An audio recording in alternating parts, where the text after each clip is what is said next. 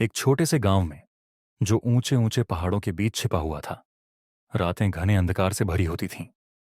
वर्षों पहले गांव में एक जादुई ज्योति जलती थी, जो गांव को गर्म और रोशन रखती थी। लेकिन समय के साथ लोग लापरवाह हो गए। वे उस ज्योति पर निर्भर हो गए, उसे संभालना भूल गए, और धीरे धीरे वह बुझ गई। गांव ठंडा और अंधेरे में डूब गया। गांव वाले अंतिम मोमबत्ती की कहानियां सुनाते थे, एक मिथकीय वस्तु जो पहाड़ों की सबसे ऊंची चोटी पर छिपी हुई। उनका मानना था कि वह मोमबत्ती जादुई ज्योति को फिर से जला सकती है।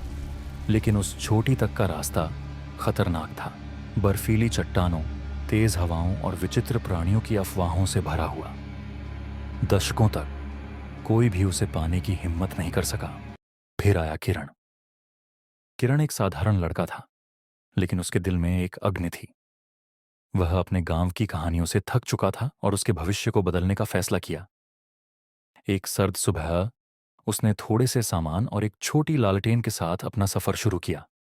जैसे ही वह पहाड़ों की ओर बढ़ा, गांव वाले फुसफुसाए, वो इसे नहीं कर पाएगा। वो सिर्फ एक लड़का है। यात्रा उम्मीद से कहीं ज्यादा कठिन थी। ठंड उसकी त्वचा को चीरती और हवाएं क्रोधित आत्माओं की तरह चिल्लाती। दूसरे दिन वह बर्फ के एक पतले पुल तक पहुंचा। उसके नीचे एक जम चुकी नदी गरज रही थी। डर उसे जकड़ने लगा, लेकिन उसने अपने गांव को याद किया, ठंड से कांपते बच्चे और कमजोर बुजुर्ग, और वह आगे बढ़ा।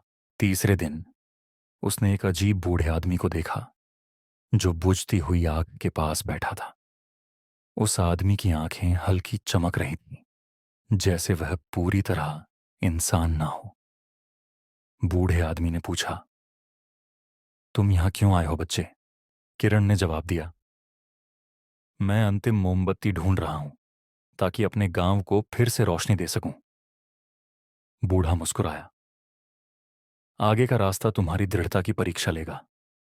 याद रखना, जो ज्योति तुम ढूंढ रहे हो वह केवल मोमबत्ती में नहीं है, वह पहले तुम्हारे भीतर जलनी चाहिए। किरण ने सिर हिलाया और आगे बढ़ गया। आखिरी रास्ता सबसे कठिन था। एक भयानक तूफान आया और हर कदम एक लड़ाई जैसा लगा।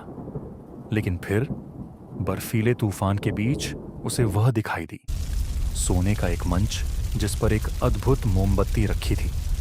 वह हल्की चमक रही थी, जैसे किसी का इंतजार कर रही हो। किरण पास गया, लेकिन तूफान और भी तेज हो गया। उसकी लालटेन की लौ कांपने लगी। डर ने उसे घेर लिया। अगर उसकी लालटेन बुझ जाती तो वह हमेशा के लिए खो जाता। लेकिन फिर उसे बूढ़े आदमी के शब्द याद आए, ज्योति पहले भीतर जलनी चाहिए। अपनी आंखें बंद करके किरण ने खुद से कहा, मैं इस तूफान से मजबूत हूं, मैं अपने गांव की रोशनी हूं। जब उसने अपनी आंखें खोलीं तो उसकी लालटेन की लौ तेज हो गई। उसने उसकी लौ मोमबत्ती को छुआई और वह मोमबत्ती चमक उठी, एक ऐसी गर्मी और रोशनी के साथ जो उसके चारों ओर की बर्फ को पिघला रही थी। जब वह पहाड़ से नीचे उतरा तो अंतिम मोमबत्ती की ज्योति उसका रास्ता रोशन कर रही थी। गांव वापस पहुंचते ही वह ज्योति हर घर में फैल गई, हर दिल को फिर से जगाते हुए। गांव वाले इकट्ठा हुए, हैरान और खुश।